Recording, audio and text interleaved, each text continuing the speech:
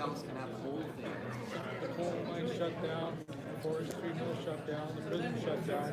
That was most of the major guys. The town needed 40 million municipal infrastructure. Still need that. And that's why, and I'm going to go into a discussion that's not very popular, that's why immigration sometimes you bring in a lot and gets it back. So many people. It's about people. Grand Cash's going for right now is true. What trail? Trail slide.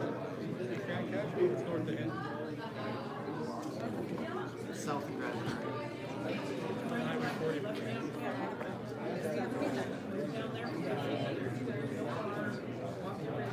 They had a big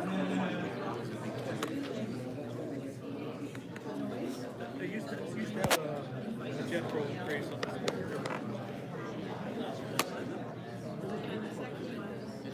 It's a gorgeous place. I spent the whole summer there upgrading some roads down to the prison and working in prison before they go. It's a great place.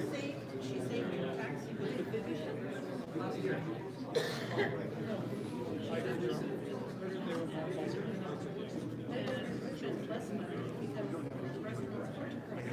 it was a great prison.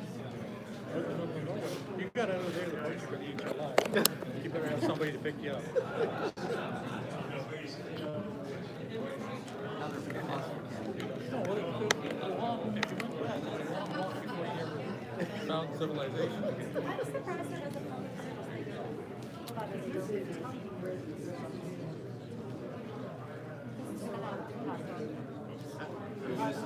I'm sure they do.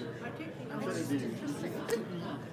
Somebody that needs to know would know. I'm sure they had capacity elsewhere. It was funny when they were opening the prison and they brought in the new guards to practice. They brought in birds. So we had to come in and do some surveying. So we went in and Rasmus. Of course, you had to go check and sell him. On the way back out, I lost my helper. They took him away because somebody with the same name had been released from prison 8 days before, and he's actually inside an institution and then, I forget, 6 months right here. So they dragged them off, so I parked outside, and they went through all the checks to make sure it was the same.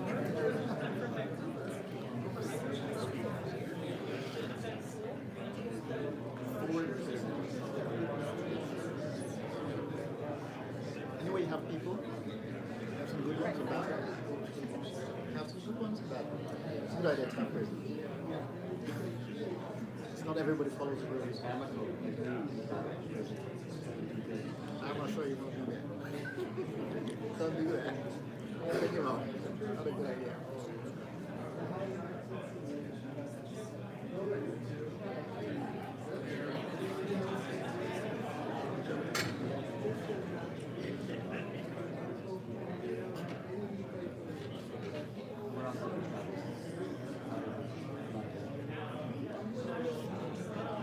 I've lived in 3 continents. I've lived in Africa. I've lived in Asia. Yes, that's all. Yeah, for reason. Not really. So I sat down and said, for a meeting, so I came, they let me have a chair. So you're taking time to go through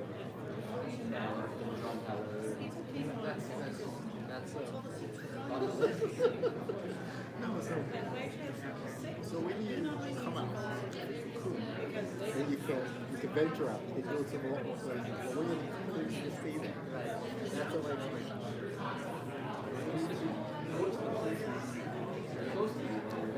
So my theory is that, I don't know, you know what Maslow's hierarchy of needs? So Maslow's hierarchy of needs says you've got to take care of your basic needs first. If you don't do that, then you can't go to the next level. So when you do that, that means you can't see beyond. So when you You have to remove those limitations first before you can go to the next. people don't understand why I say Yes. this. I'm still in my Yeah, but this isn't like society.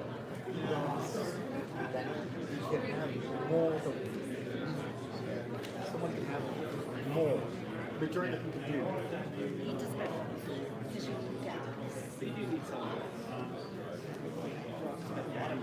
That's why I think people are, it's about people. You just have to be smart. But it's kind of a strange breed because we don't like one for drive. Grady, I know my wife and I have gone to Jasper.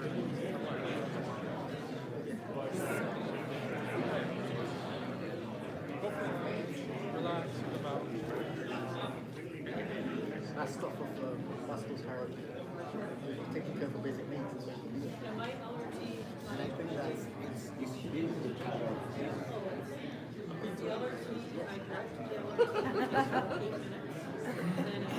I think these so the other thing too, when you step out and you want to see I've been to lots of places in Europe. I've been okay. You just and I think traveling to a lot more education. Get to know. You can read people better, you can understand. It's just Trying to stretch my travel reach so that I can taste different foods, different cultures, things. traveling is very it's different from reading a piece of somebody's book. I have 2 places left in Canada. Yukon and Newfoundland. And I would have gone to Newfoundland up, but because the storm came in, they canceled the ferries. So here's the lot. If I park back here, I would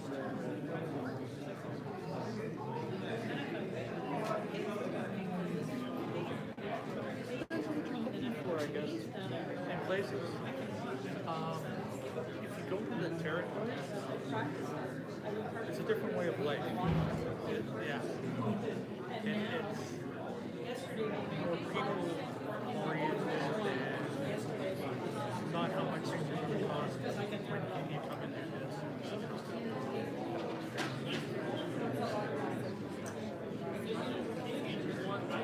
More about interacting with people, less about That's the way she did it.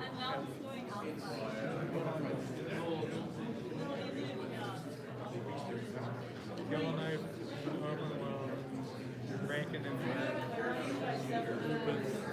Lupin doesn't exist anymore. You can have the scenery component. Right? So if I ask you, I would tell you Rocky Mountains in Denver. You have to see the Rocky Mountains in Denver. You should go to the Tyrell Museum because it's spectacular. Toronto, the catch a baseball game, the Sky Dome, and the big tower, basketball, right? If you're in the coast like Halifax, go to a lighthouse that's on the edge of the ocean, right?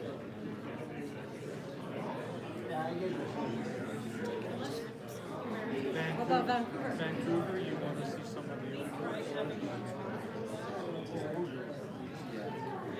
on the island, that would be Cathedral.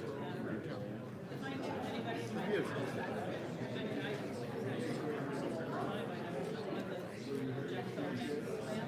I'm going to China. Really? Shanghai, Beijing, Tokyo, Seoul. So do you project plan every single minute out, or do you just go? I've done both. This one fairly well. and now it's scarce. Taking the kids. I'll take in everything. Little tiny golf cart for I like to put just on everything. I like to put just Where's everywhere? Is this Yeah. Go to use that. I'd say there's less risk than yeah. Where is that? Make a list. We have a list.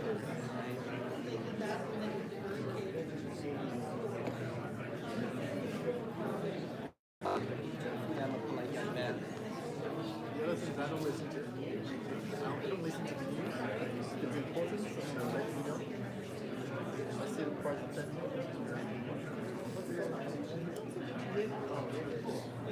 So if you listen to the news, that's when you hear that, oh, somebody was arrested here.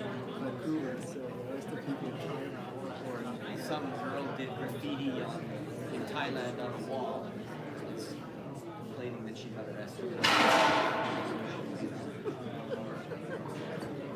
Should read some books. That would just be wrong anywhere. Right? Yeah. I thought that was. It fits into my rules of traffic. Number one is don't touch the monkey. Right? Number two is don't touch the monkey. Number three is don't touch the monkey. Well, I mean, it could be, here's a monkey, we're going to put it on your shoulder, and then you take a picture, but you don't pay for that picture. You know, you're, Because there's always a monkey. right? Or I was on a boat in Glasgow,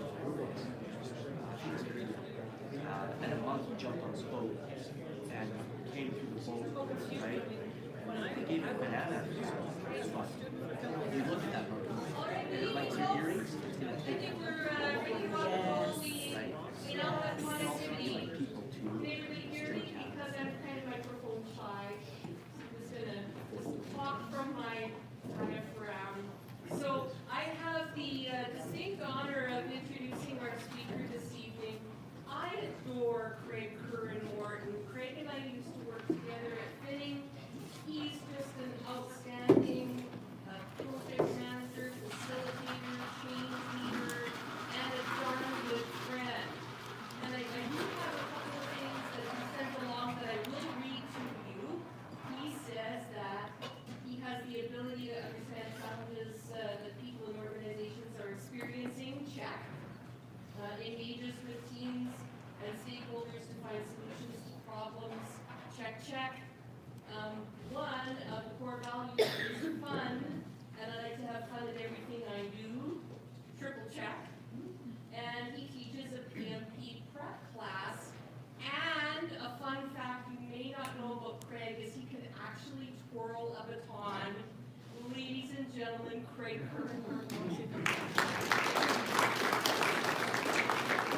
Thank you, Sue. I'll do the microphone thing because I'm talking for a little bit longer, so I'll probably go down and start mumbling by the end of it. So the benefit of technology, you do connect your Wi-Fi to a screen share, and boom, we have it's working. So that's awesome. So projects are about results. You are hired to be able to achieve those results for your organizations. That's your primary job, is to be able to take a project from initiation or the early stages from concept through initiation, execution, close out, and ultimately be able to deliver those projects and results back to your organization. The challenge is that we have to deal with people, or we need people to be able to do that, right? And the challenge is that we don't often have those people on the bus with us. They, maybe for a whole host of reasons, they're not as engaged and as passionate about the project as we are. Maybe it's because they are overworked and they already have 50 other priorities that they're working on. Maybe it's because they are working on your project, but they also have their day job, so they actually have to get that done, and they're like, I'll get to it when I get to it. But regardless of the reason, they aren't engaged in your project as much as you would like them to be. And for a project manager, that can be extremely frustrating, right? Like, we go to a project meeting and key resources don't show up. You're expecting people, and week after week or month after month, they just aren't showing up to the meetings, or they just, again, aren't following through on what they say that they're going to do. And that, as a project manager, for you, that can be very disheartening, very disillusioning, and very, very frustrating, because that means that you're not able, potentially not able to achieve the results that you want to be able to achieve. So I understand that. I've been a project manager for almost 20 years. I've been there, and I'm thinking, as I'm putting this presentation together, there's a couple of projects that I work on right now that I'm like, you know, I have people on those projects that aren't as engaged in those projects as I want them to be. So tonight, what I'd like to be able to do is talk to you about the concept of story and give you an approach that you can use so that when you go back to the office tomorrow and you meet those stakeholders in the hall, and or they're not showing up to that meeting, that you can reach out to them and have a conversation that will give them the direction and the guidance and the understanding of your project that you want them to have, and that will, instead of taking you from a disheartened, frustrated project manager to one who can actually deliver the results that the business expects you to, and to actually be able to do it and reduce your level of frustration and just be more successful. So I want to start by asking you a question. So what I want you to do is think about a time when you had a story read to you. So this can be kind of boring. Close your eyes. Everybody close your eyes. And think about a time when somebody read a story to you. Maybe it was a mother, father, a relative, grandmother, grandfather, brother, sister. And now the question is, think about how you felt.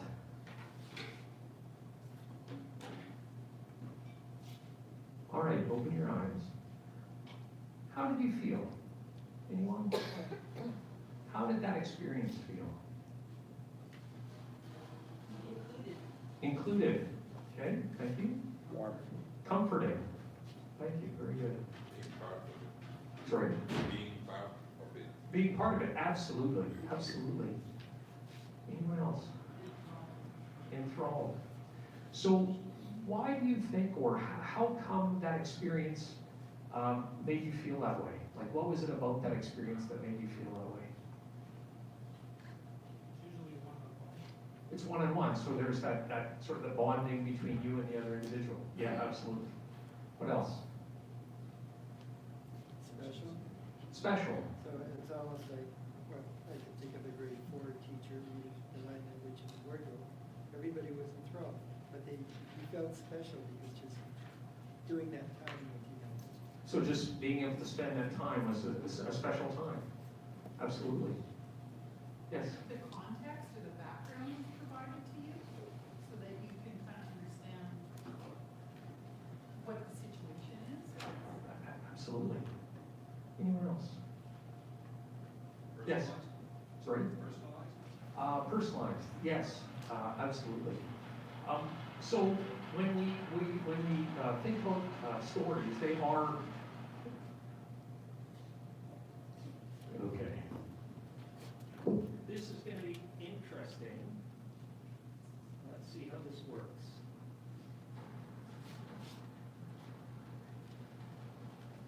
This is not really this is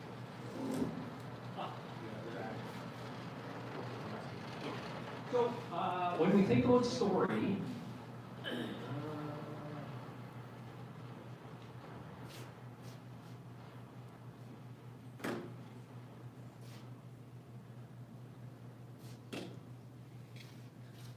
okay. There we go. Okay. Stories are about wonder. Stories take us to a place that we wouldn't otherwise get to experience. In some cases, maybe we've been there geographically or something like that, but for the most part, they take us to a place that we've never been before, and we probably never will go. So they often take us away to a magical place, to a castle or a kingdom or a jungle or a desert. They take us to places that we don't often see, and we experience things of wonder. They're also about connection. Somebody mentioned that idea that we are connecting with those people around us, the person who's reading the story to us or that we're reading to. We're able to connect with them as individuals, as family or friends. We're also able to connect with the characters, that we're able to go through and feel the emotion that many of those characters are feeling in the book or the movie that we're watching or the TV show that we're watching, because those are stories as well, and we're able to connect in with them. And we're able to share that human experience, that idea that we collectively humans have that opportunity to be able to share experiences together and help us to, in the end, to be able to make sense of that world around us, because the world is very complex. Human beings are extremely complex beings, physically and emotionally, and it's that stories help us to be able to make those connections and help us to understand the world around us. And stories have a history. I mean, they've been with us for not just, like your iPhone app that's been with you for a couple of years, but stories have been around for hundreds of thousands of years, and they are a powerful way to be able to, for us humans to communicate. I mean, stories are part of history that actually brought down nations because of stories. So they have a lot of power to them. And what I want to talk about is, shortly, is about a guy named Joseph Campbell. So Joseph Campbell was a mythologist. He was a professor of comparative religion and mythology. And in the mid part of the 20th century, and in his studies, he studied mythology from around the world, myths from around the world, be they Greek or Roman mythology or Norse mythology, or myths from Africa and from the Aztecs and Mayans in Central America to myths from China and the Far East. And what he found is that regardless of what culture you were in, what geographic location you were in, what background, what language, what religion, there was a fundamental pattern to those stories that were being told. And he wrote a book called A Hero with a Thousand Faces. And the premise of the book is essentially, it doesn't matter what story you're being told, and because every story is different, but the hero fundamentally is going through what he called the hero's journey. They were going through the same pattern of steps in that story. And he called it the monomyth, the monomyth. So it was like the big myth, the one myth. And it was made up of two parts. It was made up of the known world and the unknown world. And it was also made up of 3 stages of departure, initiation, and return. So what I'm going to do is go to the flip chart.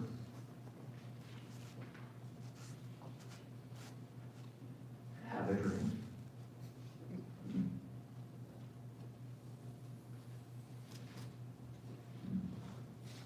So this was his concept was the journey looks something like this. So we have, up here we have the known world, and down below we have the unknown world. So the known world is the world around us. It's the world that we can see, smell, hear, taste with our 5 senses. It's the world that we're comfortable in, that we know. Down here is what he called is the unknown world. And it was that idea, it was the world of that was kind of scary. It was the world of the unknown. It was the world that we hadn't yet experienced. It was typically seen as, could be the underworld or the world of the gods, or it could be, the fairy tale world. But you had the known world and you had the unknown world. And we have a hero, the hero of the hero's journey, would start here. Oops, actually, it's not working. And they would go through the first stage, which was at the X here, and that was, he referred to as the departure. So the hero was heading off on their journey, heading off on their adventure. And they would cross over from the known world to the unknown world. And if we think about the tale of the Wizard of Oz, or the movie The Wizard of Oz, we see Dorothy, who goes from Kansas. She's living her life in Kansas and having a pretty good time at it. Had some difficulties with a few people, but doing okay. And she crosses over from, she gets picked up by a tornado and whisked away, and where does she end up? Oz. So she gets taken from the known world to the unknown world. And what was one of Dorothy's first statements that she makes when she realizes where she is? Toto, we're not in Kansas anymore. So she's essentially saying, hold on, I'm no longer in the world that I know in Kansas. I'm in fact in the unknown world, and this is where the adventure begins. So we have the departure. We have down here, I'll put a Y there, and that is for what he called initiation. And initiation was the trials and tribulations of our hero. They fight the dragons, and they fend off the beasts, and they win the prince, or they win the maiden, and they are successful, they are victorious. So that happens in this stage. A lot of growth and development happens in this stage for that hero. And then finally we have here Z, which is the return. And this is where our hero returns to the life that they know, and they are able to come back into the known world and be able to share their newfound ideas or newfound wealth or whatever they're bringing back with them, with those around them. So the way that, I'm going to go my clicker, go again, there we go. So the way that Campbell described it was, a hero ventures forth from the world of common day into a region of supernatural wonder. Fabulous forces are then there encountered, and a decisive victory is won. The hero comes back from this mysterious adventure with the power to bestow his or her boons on his fellow man. It's written in 1949, so on those around him, let's say. And at the end of the day, the hero is transformed. They go away as an innocent, naive person, and they come back and they have this newfound knowledge and power, or whatever they're coming back with. So there's that transformation. And if we look at some examples in mythical stories, we have, like, for Greek mythology, we have Jason and the Argonauts. So Jason has an opportunity to be able to, or his rightful place on the throne is taken from him. So he's sent out on an impossible quest. He sails into the land of Marvel, defeats the dragon, captures the golden fleece, and returns to gain his rightful position, the rightful throne as king, and he wins his queen. Little Red Riding Hood, another example. And Little Red Riding Hood ventures out to go help her sick grandmother. She goes into the deep, dark woods, meets the wolf, has some run-ins, ends up, the wolf eats the grandmother, Little Red Riding Hood shows up, they talk, why, what big eyes you have, he ends up eating her, and then the woodsman comes along, cuts open the wolf, and out pop the grandmother and Little Red Riding Hood. They're good, they're okay. And Little Red Riding Hood is no worse the wear. In fact, she's has more insight in terms of what to do in life, a few morals there. So it works. And then we get into modern day stories, and we have quite a few. We have Star Wars, Lion King, Matrix, The Wizard of Oz, I talked about, Harry Potter, The Hobbit, Lord of the Rings. All of these movies are classic movies that follow the hero's journey. That if you think about it, like Star Wars, Luke Skywalker, the young naive guy living on Tatooine, parent or his aunt and uncle or kid, he wants more than what he has in front of him. His grandparents gets killed. Obi-Wan Kenobi says, use the Force. He heads off, defeats the Empire, and becomes a hero to the Empire, saves the rebellion, destroys the Death Star, all that kind of stuff, right? So the model works, and the reason why it works is because it's tried, tested, and true. This isn't something that an app that was developed in the last 5 years. It is something that has been around with us and tried and tested for like thousands of years, tens of thousands of years. That the conversations that people have where they've shared their stories and shared their history over the millennia have evolved into the hero's journey.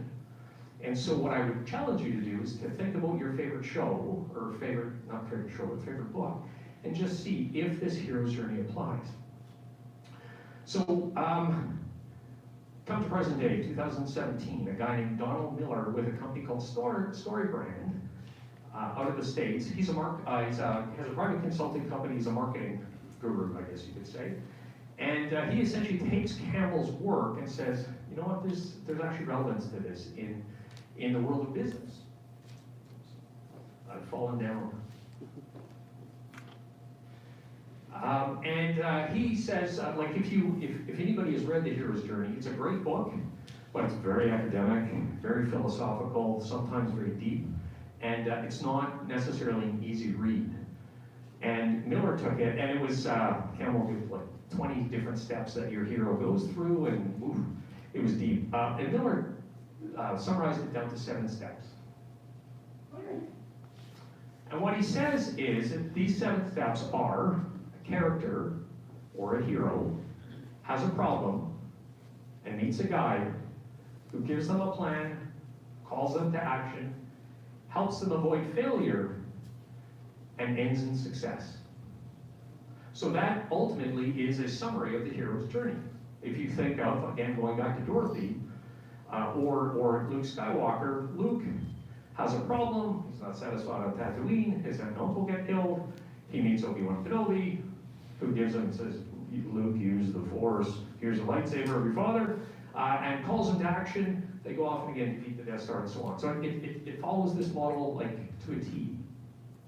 And some of the most successful movies follow this, and Star Wars, are you talking? Yeah.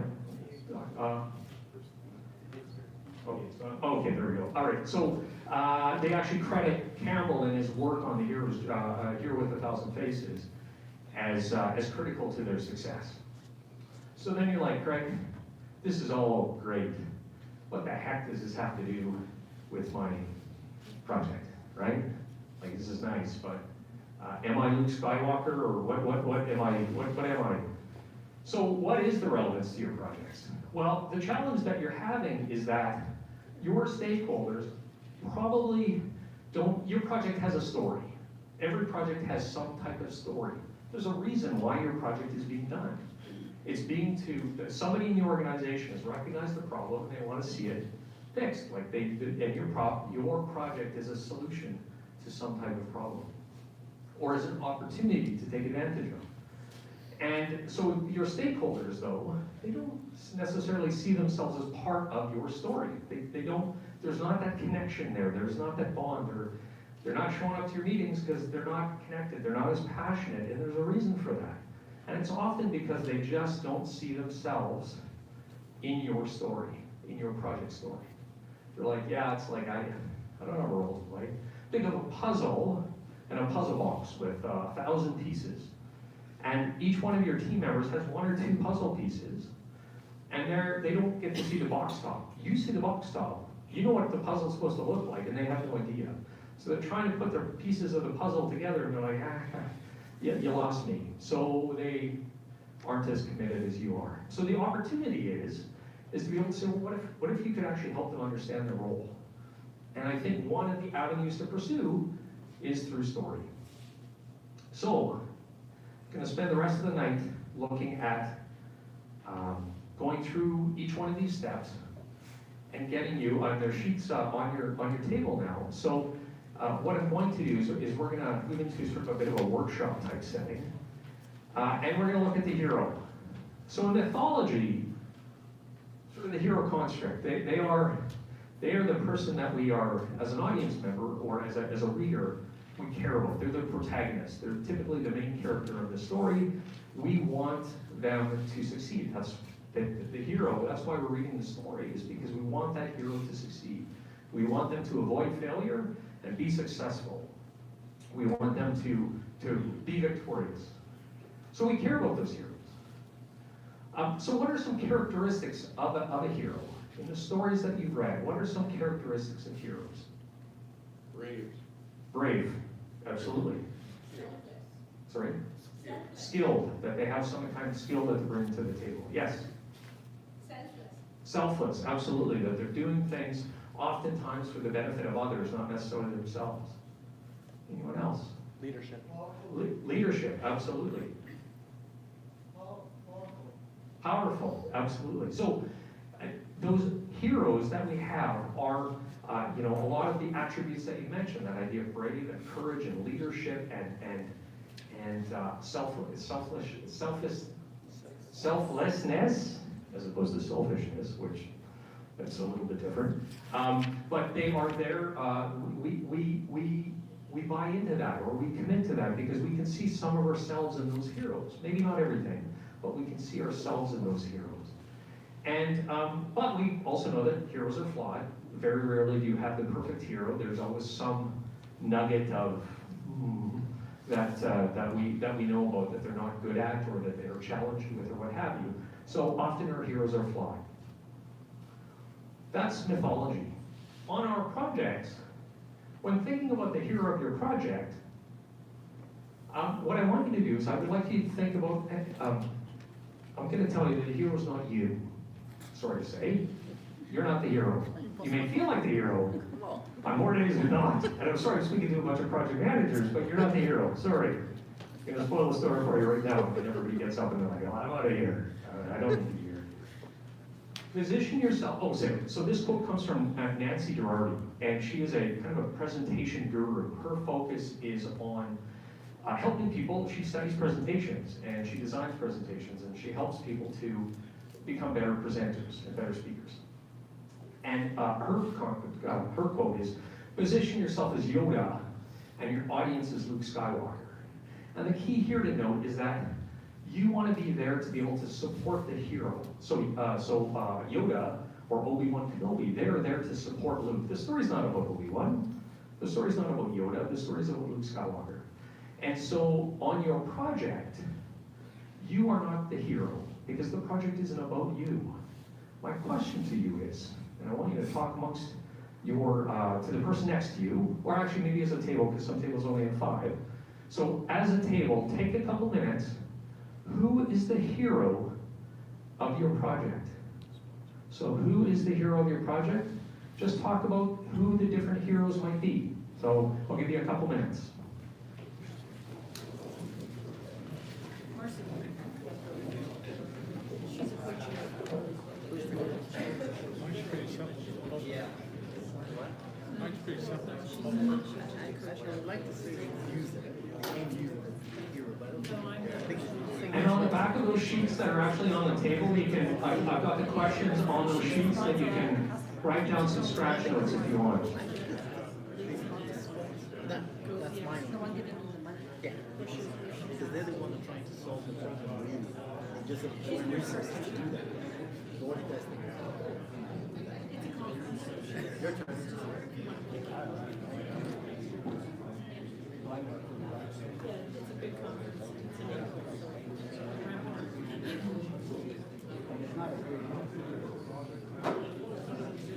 No, that would be me. No, So why would you she's say the public's the hero then?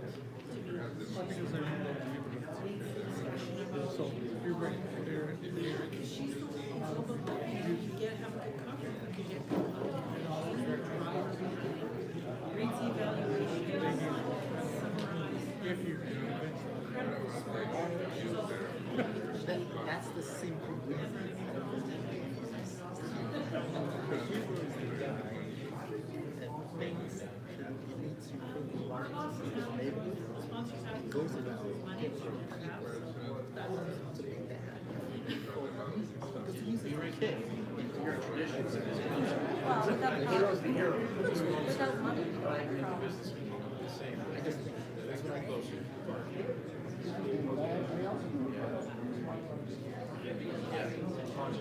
the ideas about you take your thing. Of course, passive doesn't mean you're Yeah. She leads that leadership. Be successful. They don't have to say that that's a job. Say, here's your So you do a report to the sponsor every 2 weeks, every 3 weeks. And I said that's Your project.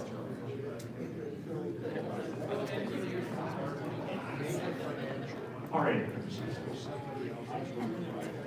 10 more seconds. Users don't.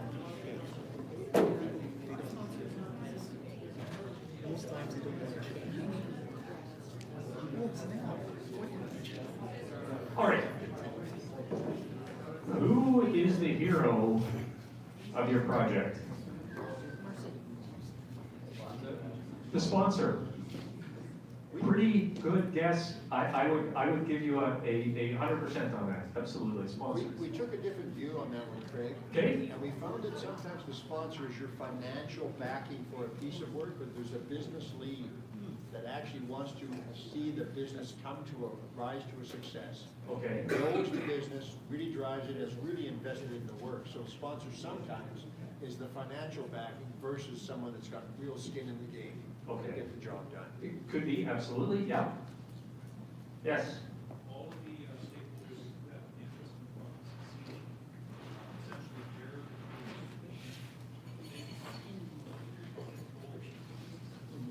So all of the stakeholders could potentially be heroes. Absolutely. Anyone else?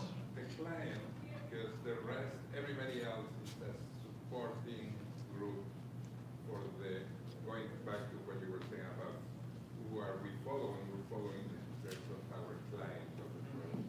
Absolutely. So all of those, anybody have a different answer? The end user? Could be the end user, absolutely, because at the end of the day, if whatever you present doesn't, like, falls flat, It's not going anywhere. It was a bad story. Sorry, somebody? Somebody who you want to get more interested in the project, but who's not, that person.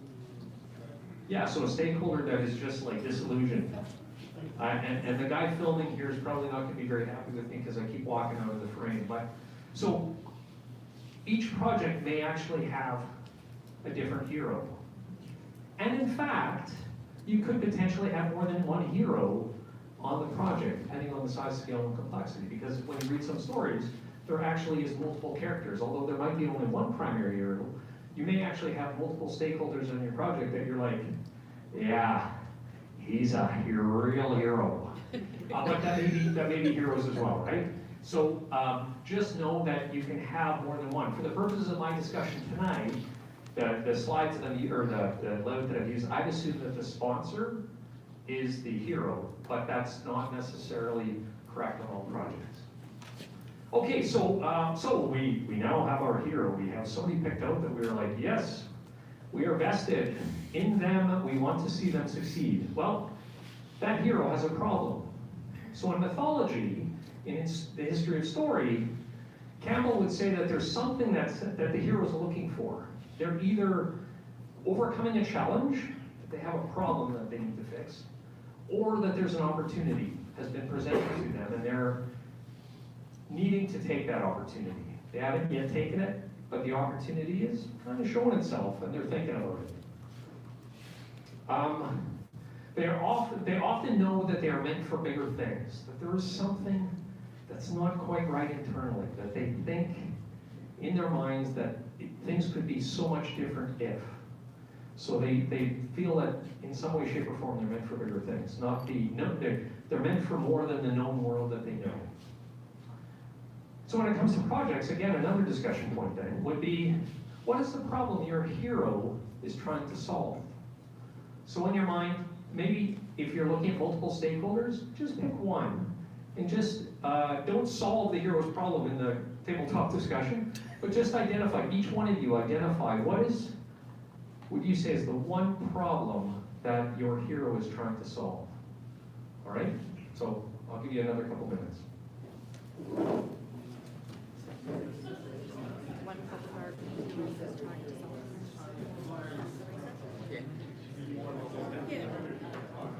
Yeah, basically, yeah.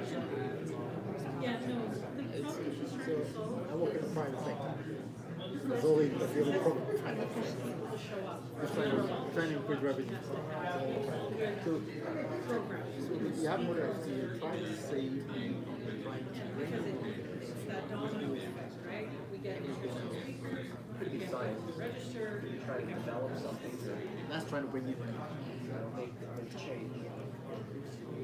Hopefully what we're also trying to do is get them to give us what they want to be neighborhood, so we can leverage all the amount of cash they have, and we're going to be there doing And other the things. learning. So they can get that benefit of the scale of work we're doing.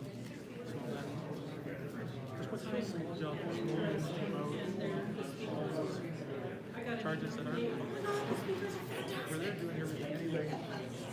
How can they leverage that to their so if you have a community thing or something, and they have a very small nest egg, because there are things that we can do to make that go farther. Right? So in for the the end, private like, sector, the the yard private stick sector is always better said, efficient. but we don't get, the initial problem starts because it changes. Productivity is working on the project right now. We're trying to Nursing and allied health. use AI Nurses, to PTs, help OTs, our social sales guys. workers. Unilever. Recover better. Yeah. So we're trying to use Yeah, it's a big AI combination. to use recommended prices Yeah, it's part of to the it. sales So the guys so that overall don't leave support within the for table. patient care, their overall Because payment. one suggests prices to them And- every and week. it's all So when they go out, we're telling customers price based on data that we have, so that They say we're don't leave very within the good at table. evaluation. Saving money. Pardon? We have quite a So we've got to use USI. And the first time we did it, I think they did $63 million deal. Wow. Yeah. yeah. we're doing we it. do have quite a few returns. And we Because we also sell chemicals. We don't sell chemicals, we distribute chemicals. And we sell them in liters. So imagine having 1 cent. I think this is our second. 10,000 Year liters. was, I called into the boss's office and said, you're gonna help these nurses So put on the a guys have already booked out. Even if you just 1 cent, increase about 60. We're doing it. We, no, but we did So- in April, because this conference is I like this Red discussion. Deer To me, everything's right. There's 2 sides to the story. One hero is one hero. There was a Hartford conference. There was somebody trying to save the money, somebody's trying to spend it, somebody's trying to break it, somebody's trying to make it. Yeah. There is no other way what they're doing. That's just what I say. So when We have they give us committees. a project, so we're doing it. So you think the sales guys are going to have to email them every week and want to tell them they sell, right? Why we trying to help them sell more? Somebody wants it. Okay, so wrap up your, 10 more seconds, wrap up your conversation. Really hard to get.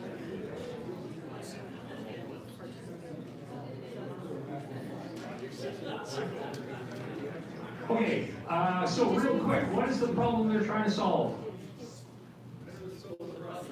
Whatever the scope of the project is, could be that, yes. Pardon me? Resistance to change. Your vision. What do you, be more competitive. Your vision or their vision? Yours is a reflection of theirs, excellent. So, you may have, on your projects, I mean, there may be multiple problems that you're trying to solve, but the key is to try to identify, or work to identify, but what is the fundamental problem that you're trying to solve for the one stakeholder. Don't necessarily look at all my stakeholders, what do they all want to see happen. Pick one. Pick one who you think is the most, I want to say important, but maybe that's not the right one, the right terminology, but to pick one of your key stakeholders, i.e. one of your key heroes. It could be a sponsor, could be your financial backer, could be your client, could be your end user, and identify what is the fundamental problem that they need to have solved, or that they need to have solved. That is absolutely key. Because if you, I mean, you've read books that you're like 2 chapters in, you're like, what the heck is going on here? Like, I'm not interested in this character. Like, this is just, their life is like, this is just too complex. It's like crazy. Or conversely, it's just not, it's not interesting. So, you know, it's to be able to pick that one problem and really have a very clear understanding of what it's all about. Okay, they need a guide. So in mythology, who is our guide? Our guide could be called many things. Guide, mage, could be a mage, I guess. A sage as well. Could be a helper, a herald. Somebody who comes along, presents themselves to our hero, and says, you're meant for more than what you're doing, and I got something that can help you. So they typically are someone wise and all-knowing, and they want the hero to succeed. They believe in the hero. And they are, when they say all-knowing, it's almost like they can see the future, and they know that the hero is meant for great things. Thus, they have selected the hero to go on that journey. Think Frodo and Gandalf in Lord of the Rings, right? Frodo, or Gandalf, knew that Frodo was meant for more than what he was doing. The ring, Frodo, the ring! So it's important that our hero is not looking for somebody to take over, because then it's not much of a story. When somebody else comes in and kind of pushes the hero aside and says, "Oh, I'll fix that, I'll deal with that," it's just not, it's not very interesting. So the hero is not looking for somebody to take over; they're looking for guidance. So when we think about our projects, who is the guide? Who is the guide in your projects? The project manager. You are the guide. So if you thought you were the hero and you're like, well, if Craig told me there I'm not the hero, then what the heck am I? You are the guide. You are the person that comes along and says, I can help. I can help. In fact, I've got a plan for you. So in mythology, Campbell talks about the guide or helper offering some kind of magical aid or gift. And that could take many forms. Guidance, support, knowledge, a weapon, a capability or an ability, something like that, some kind of training, something that will help them along their journey. If you think of like Achilles, his mother dipped him in the river Styx and made him invincible, except for one small part, which plays a role later on in his life, unfortunately. But you know, she offered him a magical aid that he went on to win many battles and was very victorious until the end. So it is that they're there to be able to offer something to the hero again. So, aid or gift hero to overcome what lies ahead, and the hero rarely takes action unless challenged. So the guide is also there to present themselves to say, you gotta do something. Again, I'll go back to Frodo in Lord of the Rings, and like, he talks to him and he says like, the ring is important. You gotta do something, like you gotta get going, you gotta get moving. And Frodo's like, yeah, you know, it's the ring, what's the big deal? And then months later, Gandalf rushes back in and says, where's the ring, man? Like, what have you done with it? And he's like, oh, you know, it's around here somewhere. And because your hero is not gonna do anything unless they are challenged often, because they don't know where to go, they don't know what to do, they don't know what the first step of that journey is going to be. And you as project managers and guides can be the ones that say, hey, I've got a plan for you. I've laid out a plan that I think is going to work and help you solve the problem, hero. Walk with me on this journey. Let's get going. Let's get this gosh darn project initiated so we can actually get something done and fix the problem. So what is the magical aid or plan you want to provide your hero? What I'll do is not a group conversation, just have a look at the worksheet in front of you and just write down a couple of the things that you might look at in terms of the aid that you might be able to offer your hero. What might that look like as a project manager? So just take a couple of seconds, write that down.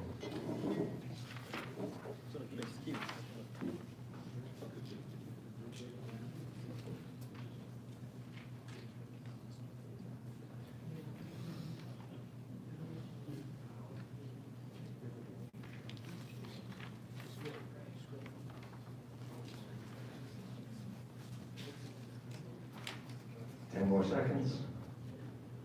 There are no right or wrong answers.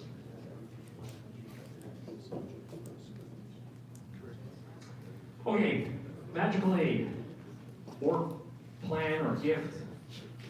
What do you offer to your hero? What are some different things you might be able to offer to your hero? Oh, wine. Yes, especially the project well isn't going very well. Okay. One-on-one time. And what would the one-on-one time be for?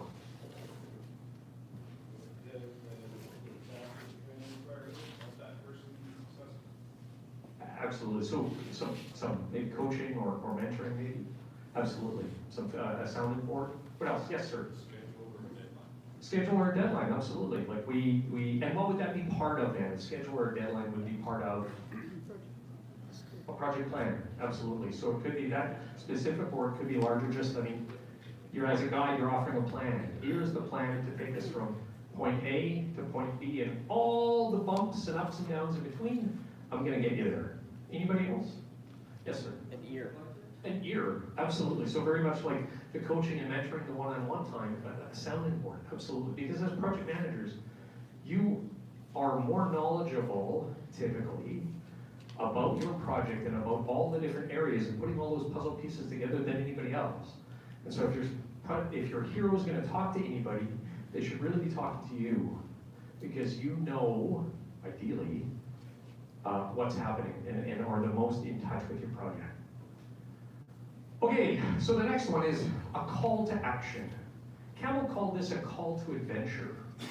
And it was in this point in the story where, you know, the call to action kind of happens as you cross into the unknown.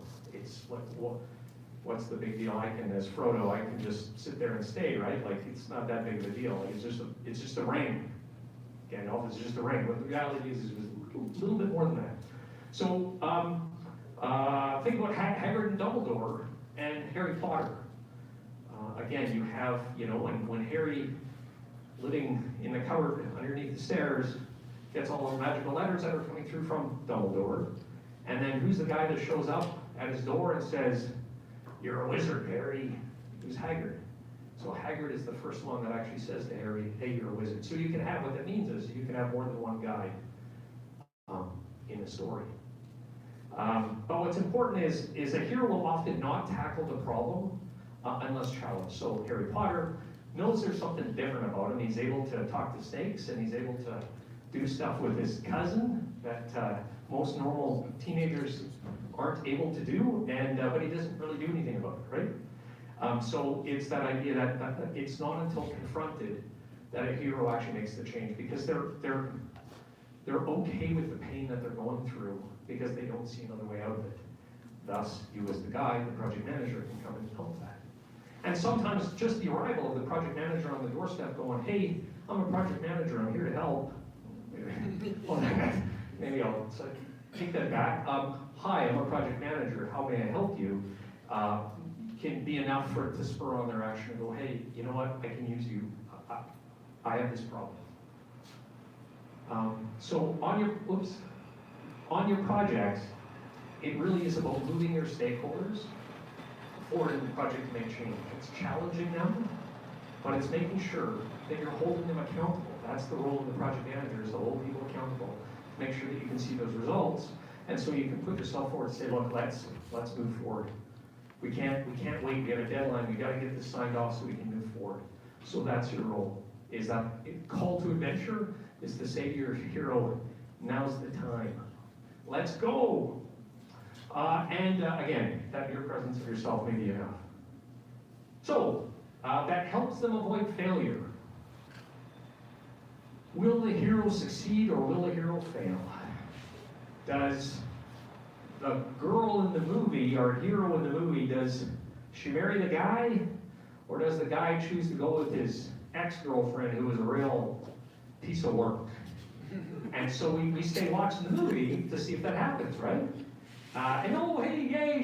The boyfriend chose her, and they have a wonderful life together. We want to know, as we go through this, we want to know what good or bad things will happen. I mean, that's what keeps us in, because like a page turner, you don't know how that story is going to end up until the end. And ideally, as a project manager, you'll have that foresight, like Gandalf, who can kind of allude to it, kind of see the future. That you can kind of see the future for your hero, to say everything's going to be okay. We're going to get you there. We're going to go through a lot of trials and tribulations. We're probably going to have to fight a few dragons and a few monsters. We're going to beat off the hordes, but in the end, we're going to be successful. So you help them avoid failure, and these are the things that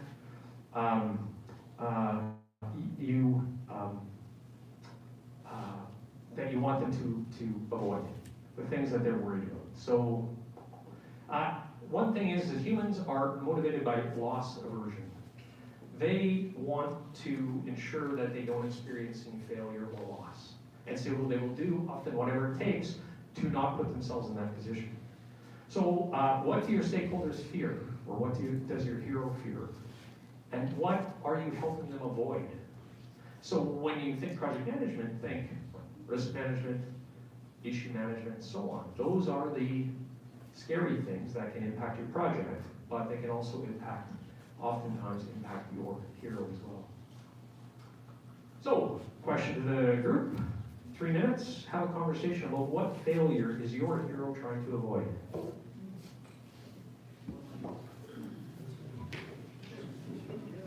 I was going to say that. Holy shit. Okay. Come out.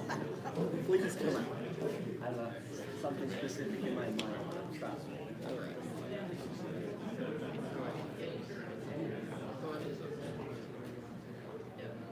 And that's So what problem for, is people can forget. the hero trying to avoid? My hero trying to avoid bankruptcy. Huge, and also we had a couple of things where we've had My hero speakers probably that trying to helped avoid and then failure. 2 months before said, Wants to see- sorry, I was taking a gig in Agree. London, so gotta go. Re-election, And I- same thing. Okay, so we can speaker of a similar level. That's all. Okay, you're talking, that's something else, because by now we just need a. So we always have that. Some people it's financial. Can't do it. They always have to be successful financially. Everything else can start. The whole thing. And they don't care if that's 3 cents. Gotta hold it. There's a lot of. What's your hero trying to Okay, 1 more minute? Or no, sorry, 10 more seconds. Hi. Minute, seconds, rules. I work with you.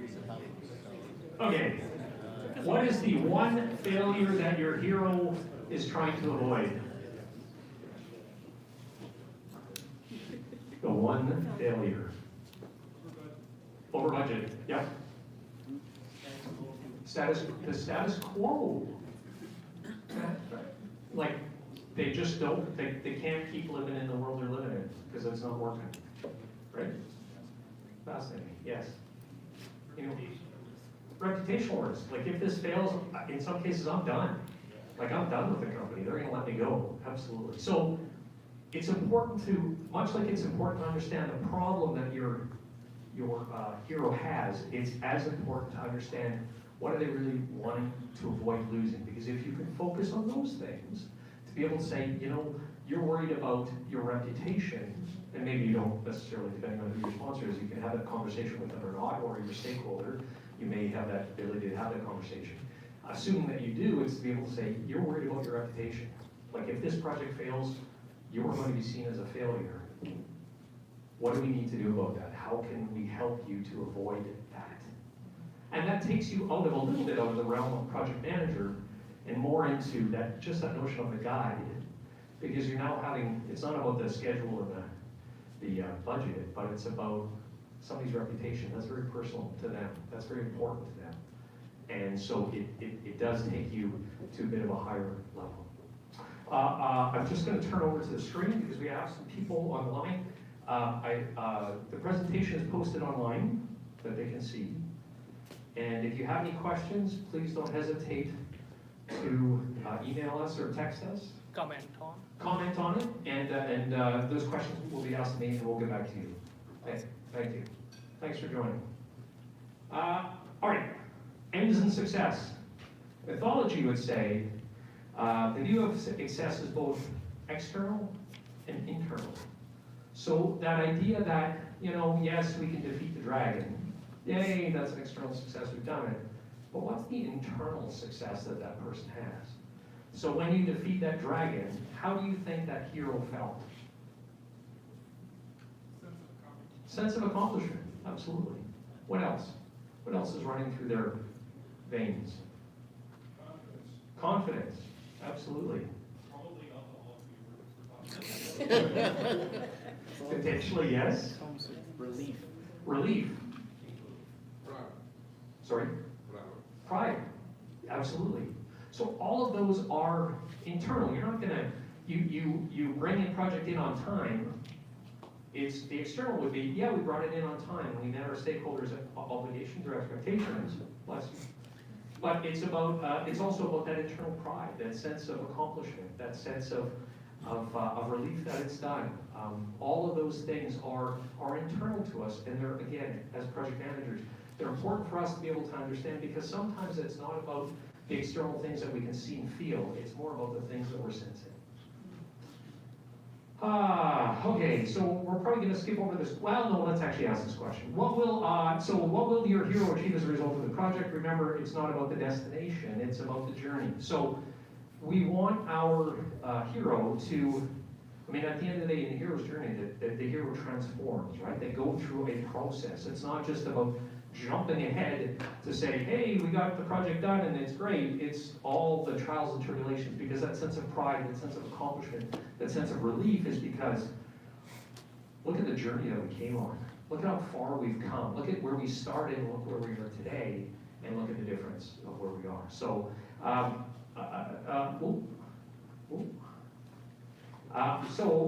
it's not working the way. Okay. So just a call out. What does success look like for your hero? What would success look like? Completion of scope. Completion of scope.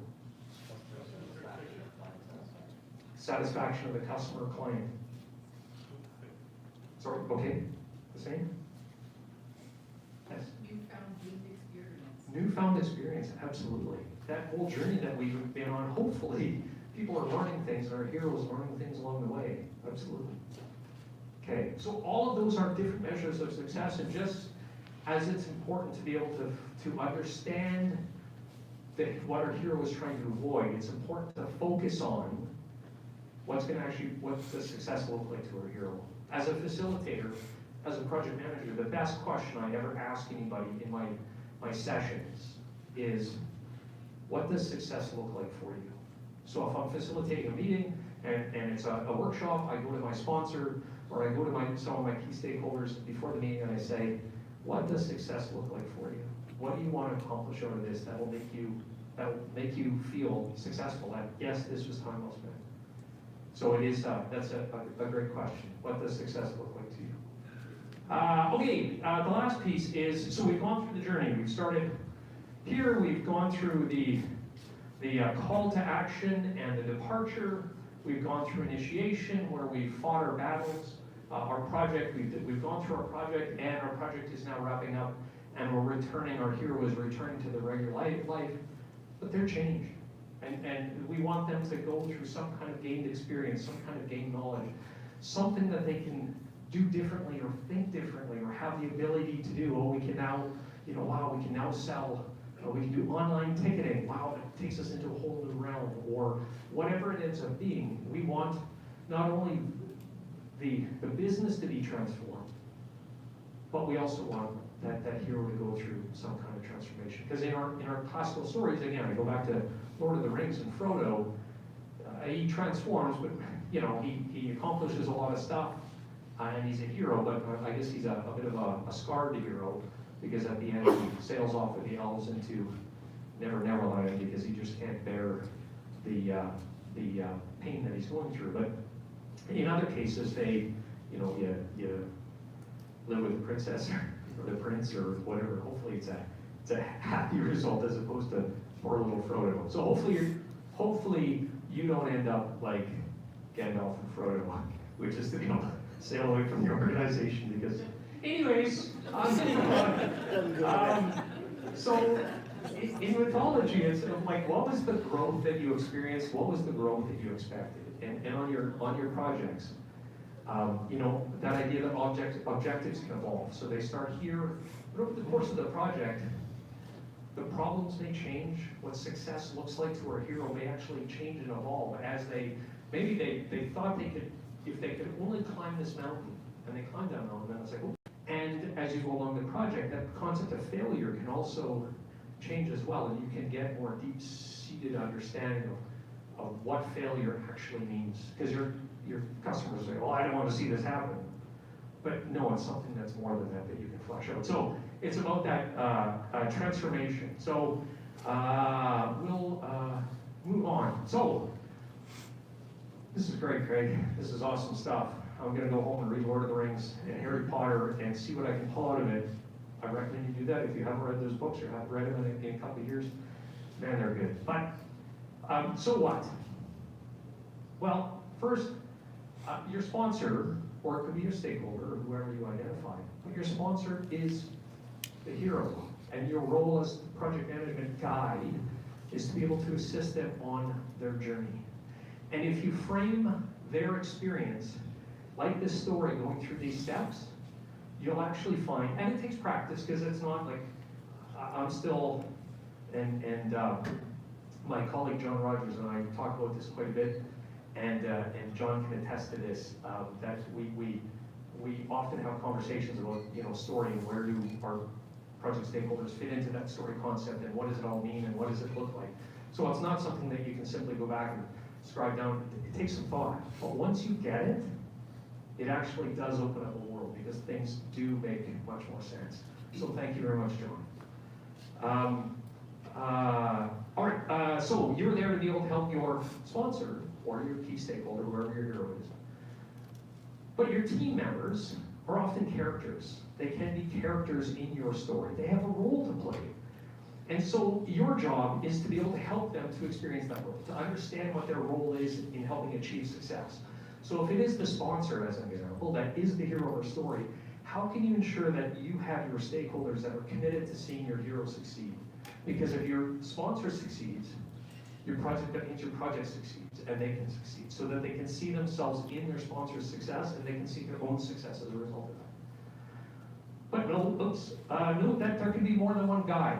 So I can be the guide today, and then maybe it's one of my team leads that picks up the slack tomorrow that takes the lead on a specific initiative. Or one of my stakeholders gives a rousing speech to the group when the times are most troubled. They step forward and they're like, no, we can do this. So there are different guides. It's not just, hey, there's only room enough for one of me, and you need to get lost.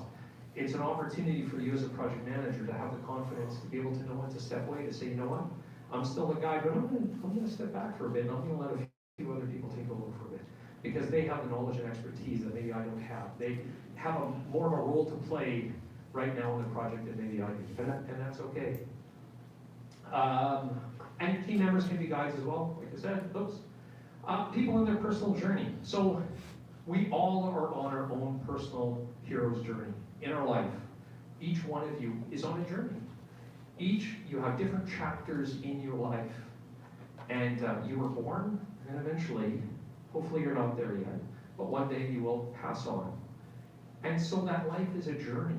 And each one of your stakeholders, each one of your team members is on a journey themselves. And so there's an opportunity for you not to be just the project management guy to them. You need to get that done. But you can be that sounding board. You can be that feedback. You can offer them magical aids to be able to help them through on life. Maybe somebody's just upset about their relationship with somebody, or a relative is sick and they need somebody to turn to. And you can be that person, you can be that guide, even if it's only for a moment.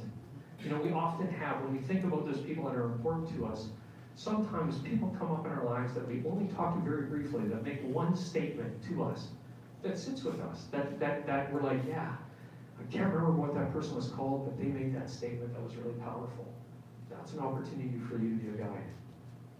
And just like your team members are on their journey, you're also on your own journeys. So it's to be able to look for your own guides in your own life. Chapter by chapter, you may have different guides, but it's an opportunity for you to find guides to help you through on your challenges and tribulations so that you can succeed in your journey. Okay, now what? So when you go back to the office tomorrow, some things to consider. The first one is to understand the story process. So there's a great book written by Donald Miller. It's called Building a Story Brand. And it is just an absolutely great book. Very easy to read, very business focused, but it is very, very powerful. And you can read it in the weekend. It's actually great. So it's to be able to understand that in the relationship with your project. So on the back of that sheet, the sheet that I have, the worksheet, there's sort of some of the questions that are there that you can kind of take back and just think about it a little bit more. Examine how your project fits into the hero's journey, like spend some time. So it's know the process and then spend some time working it through. Share it with others and say, am I right? Is this, talk to others about it as well, to say, hey, this is an interesting concept, and do you think it fits here? And what do you think our sponsor is really challenged by, or what do you think that stakeholder is really concerned about? What does success really mean to them? And then apply it against your project. Try it, right? Can't hurt. But what it does is this is to some degree marketing, right?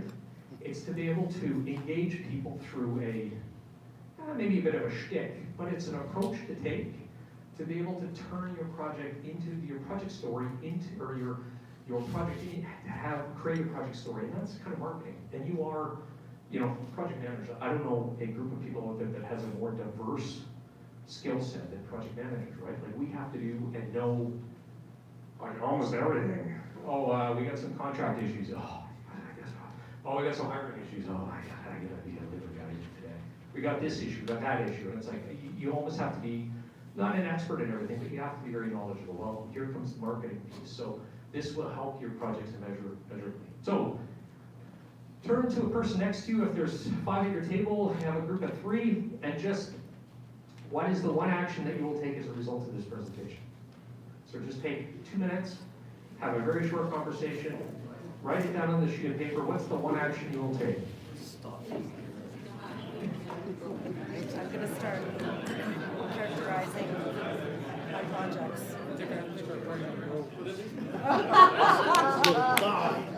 Could be the guy. And the crown. No crown. The guy who does this. Stuff your wife.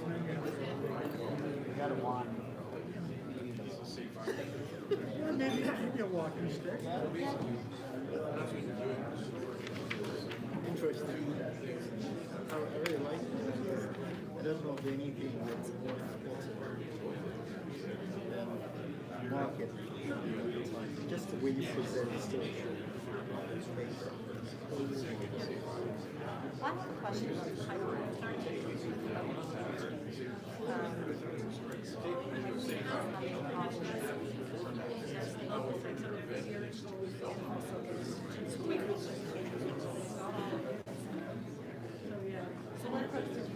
Okay, 1 more minute.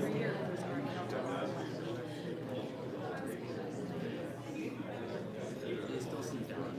You're trying to stop her. People start taking information on the value. So it needs, projects of magnitude.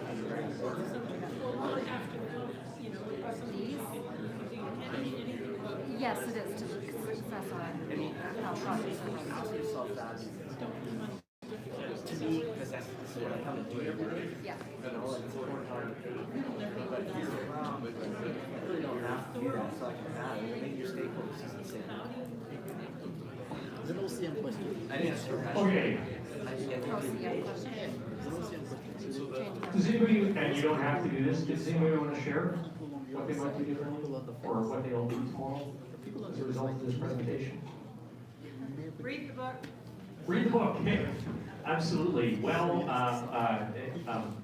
it's an excellent read. It's very, very good. Yeah, so Anyone else? A lot of times too, you'll have Yes. sort of what you call fringe stakeholders. Hey, fantastic. 1 or 2 meetings, it's kind of like. Excellent, absolutely. Check that box And off. this isn't, so that's a great point. This isn't just about your project as a whole. This could be done in a presentation. That you're giving a presentation, and I'll be honest, my presentation that I've done tonight is kind of, at least the opening of it was to walk through the step-by-step of that journey. So I don't know if that resonated, but you're also here and you're running a little over time, so I'm going to say yes. So it does work, and it doesn't have to be the entire project. It may be a workshop that you're doing. It may be a presentation that you're doing. This is very scalable. It could be a conversation that you're having with your spouse. It has a lot of usages, so thank you for that. Anyone else? Yes? I'm gonna write on my whiteboard, you are not the hero. Oh, what a beautiful segue, Sue, because, okay, if you see yourself as the hero, your project story will be a 0. Corny, but it's the truth. When you start to put yourself in the position of being the hero, you're going to lose everybody. Because at the end of the day, I'm sorry to tell you this, but no one cares. They buy out of your project. They buy out of your story very quickly. It's not to say that, like, when you're talking to somebody about your own personal journey that you're on, that's different. But in a project setting, when you put yourself front and center over your stakeholders and over your sponsor, and the project becomes about you, you're going to lose people very quickly. They are going to not show up to your meetings a lot more frequently, and they're going to get very frustrated with you. Yes, John. So Craig, I think one of the things that does come out of this though is that when we have a reluctant sponsor, they have not accepted their role in our projects. That they need to move the business forward for their purpose, not for our purpose. They need to recognize that they're the ones at risk. That it's important that the business gain through this process. So it's moving them into that position. So that idea That's the drum roll for me. Yes. Excellent, thanks, John. So that idea that it is about your sponsor and your sponsor moving the business forward. They are the ones that have that obligation, and they need to be able to do something with it, because it's, at the end of the day, it's their problem. It's not your problem, it's their problem. Okay, and I guess at the end of the day, just be a powerful guide. No step forward. That should be now step forward on your to find your heroes and go forth on your own personal journey. A couple of resources. StoryBrand is there. The one-page handout. There's a bit of information on there, and as well as presentation. I've sent out the link already, but we'll share the link. It's already up on there. I'll make a quick correction to no versus now. I'll change that, but it'll be so we can get that link sent out to everybody tonight. Okay, and it'll be available online. It'll be a PM. I just checked. Okay. When are we getting done? Yes. It's a mind mapping software. I'm a huge proponent of mind mapping, and turns out I found out that you can use it in presentation mode. So I hope it's flowed for you and worked for you. Sorry, what's it called again? Mind Jet, M-I-N-D Jet. Mind Manager is actually the title of the software. Been using it ever since I actually became a project manager, and I'll tell you, it's the best facilitation tool. As a project manager and as a facilitator, it's the best tool that I have by far ever come across. It is extremely powerful, and as you can tell, it's just like it's topics and subtopics that you just coordinate ideas, and that is absolutely fantastic. Okay, any questions? So I'm gonna it's locked. So I'll take questions from the audience online, but in the meantime, when we get it unlocked, does anybody have any questions?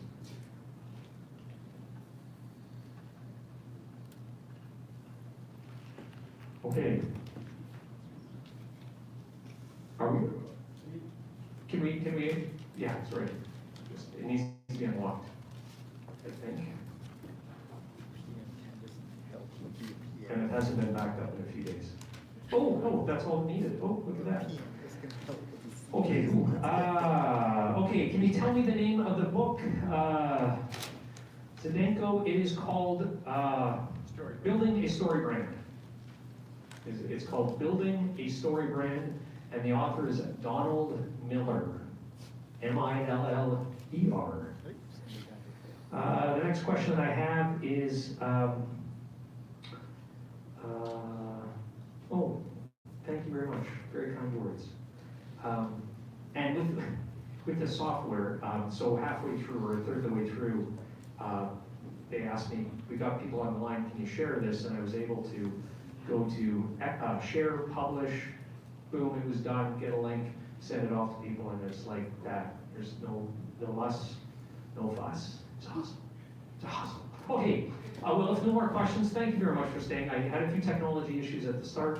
This probably would have gone, we would have been able to get done a little bit sooner, so I very much appreciate you all staying until the very end. Thank you very much.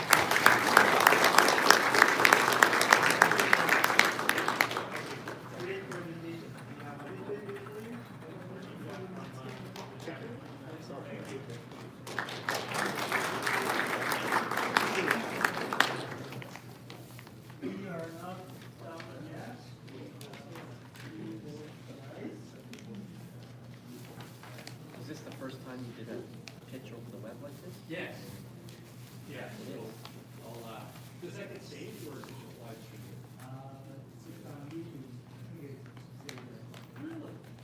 you feel you convey your story? You know, we have a live audience here versus that one. I'm curious. It's maybe something to think about. Yeah, it's a good point. I probably could have stepped in a little more time in that direction. Yeah. Thank you. I mean, I didn't interpret it as that. I'm just curious.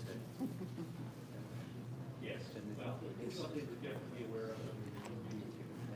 You did a good job. Thank you. Have another probably. Yes. So, state. All right, thank you, Brad. And here is the PDU code for.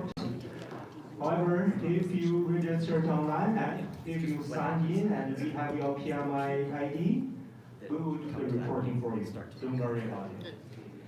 But if you walk in, or if when you register you didn't sign in and there's no PMI number in your registration form, then please take a note of the PDU code and you can report yourself. In the meantime, if you take out your phone as well, you should have received an email for the survey of tonight's meeting. Please take the next 5 minutes, 3 minutes to give us a quick feedback and not just take all 3 or 5. That's good. And much appreciate on that. Because I have certain people. And you can focus on your phone. I won't be offended. We do have a few more announcements. So if you're gonna have a meeting with them, We have a few more events planned. Next one is actually just next week, the week after. The week after is our first community of practice. It's on the 18th. The registration is open. And also in February, there will